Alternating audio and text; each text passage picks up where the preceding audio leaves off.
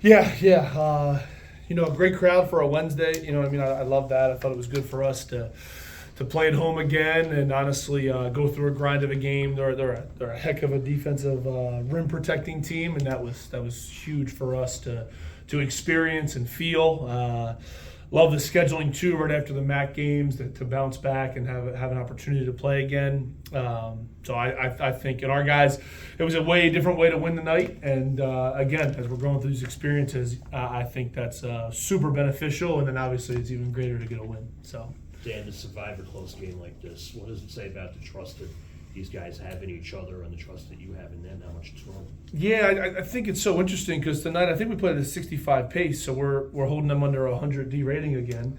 I think it's the fourth time this year we've done that. So it's interesting to be in different grinds. We've been in 75 pace games, 65 pace games, and that's why we have all these modes that we like to go to. So I think they're just beginning to commit to it together, and with so much season left, I love that for them, and I love where we're going. How much more beneficial is that for you to gather more data on this team to see what they can do differently, how much more versatile you can be? Yeah, I think that's a great question. I think that's better for our reflection. I think obviously it'd be great to win by 25 and whatever, but I think the whole thing of like, you play a team and now holds us down to 65 possessions. The last time we were that low was Green Bay, and we didn't like that result.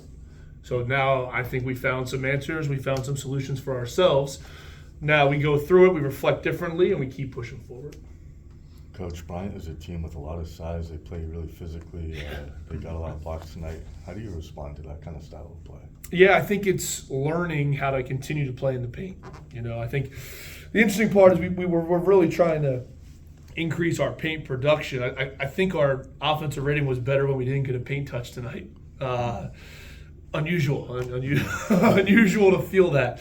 But I think for us, it's they're so disciplined in their approach. I've known Jamie for a long time, but he's such a good coach in terms of like their process is right. One of our big keys was like their process threes are correct. Let's be the team they don't make them against. And tonight they made them. And that's a credit to what they're doing and how they're progressing on their own end. They played a hell of a schedule to start already, and I think they're benefiting from that. For us, it's learning that I think what were we here 14 for 36 from 2, not great for us. We need to continue to harness that, and I think the hard part is we're kind of on this like up and down. We're like learning as we go. And Sacred Heart was such a good experience for us to come out and we knew that they were the 4th biggest team in the country or wherever they are, and top 10 biggest, and we knew about their rim protection and what they were after. So for us, it's really trying to reflect on that, understand how we can continue to generate better looks, and then trust it. When the game did start to become a little bit of a 3-point contest, is that something you're comfortable with, or would you rather the game kind of go the way that you normally like to play? I wish they missed. I'm good with the 3-point contest with our guys. Our guys are nuts. They love it. They love the space and the pace. But I think for us, it was really about we've done such a good job defending the 3-point line. I feel like we, what are the cliches? Let off the gas or baited them in the dare shots, and we told that's the hard part. The preparation was there. We just got to continue to contest heavier, understand what we're after, and then keep balancing it with the defensive rebounding. Dan, that's certainly like Toby, who can stretch the floor at his size and pick and pop like that. How much more of a weapon has that given you?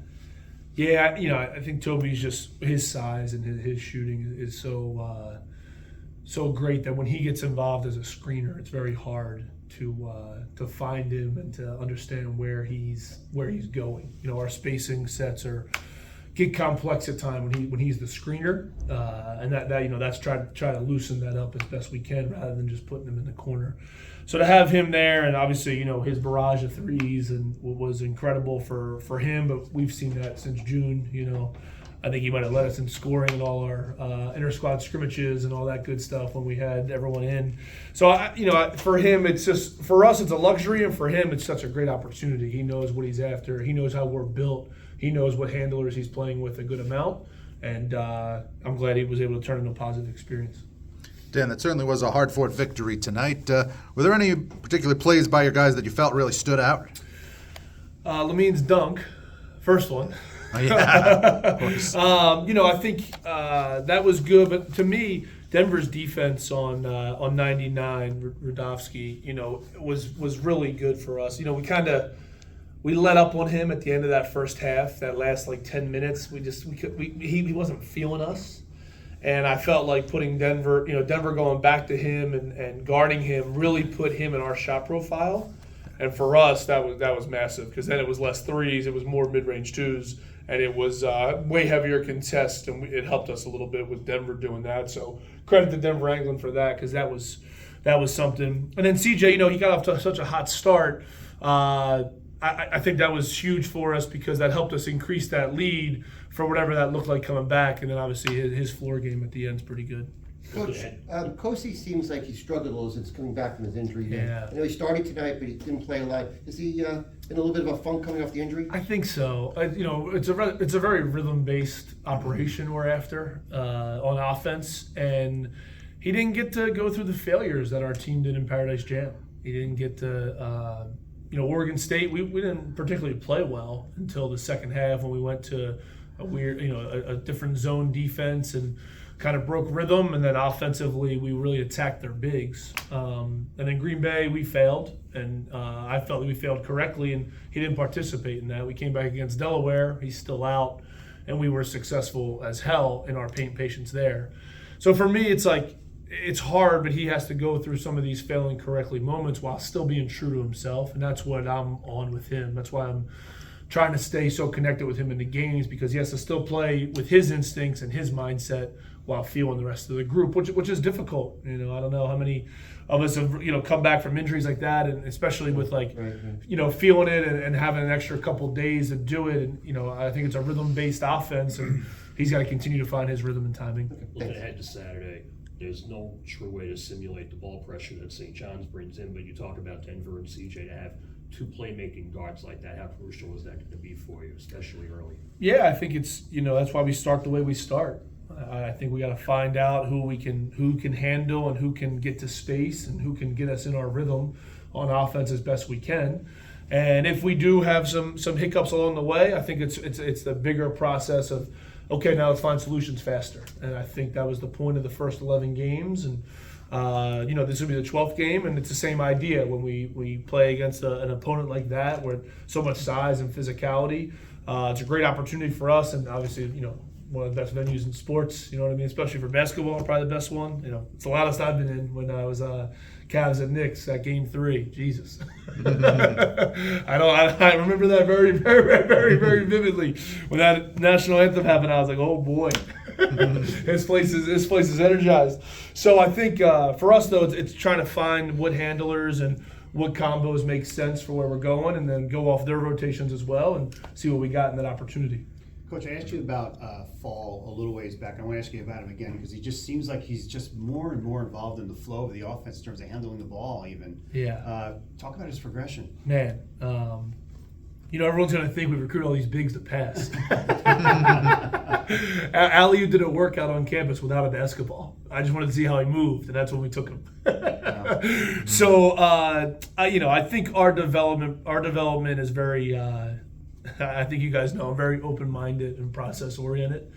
As long as he's in the flow and not manipulating, which is hard for him to do where he catches the ball, I think we're okay with it. That's what we kind of started to realize. And early on in the pickup games and when he got here in the fall, he was throwing some passes, and we were kind of in my jester role sometimes in practice. I was like, can you do that? And he's like, yeah, I've been doing that forever. And it's like, okay. And there's just something about the way he moves, his feel for the game. Obviously you have the soccer influence from when he was younger. There's just something about those instincts that really pop for me personally. And it is something I really give into. I think that unlocks a lot of what our team could be that we didn't even know we had. And I think that's part of the development program.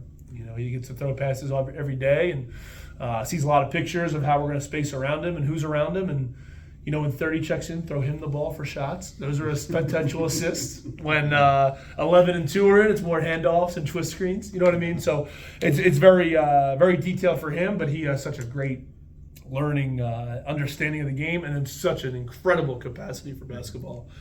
He's a very intelligent human, so that's been good for us. Coach, what's your take as of tonight on the defense and the progression of defense from beginning of the season to now? Part one. Part two is defensively with the bigs of St. John's. How do you deal with something like that? Yeah, part one is, I mean, we just played so many. I mean, this is a different style to play against tonight. You know, they have so much motion, off-ball movement, and layered sets. So for us, it was great to go through. I'm very proud of our defensive mentality, and that's crazy for a coach to say when a team made 15 threes.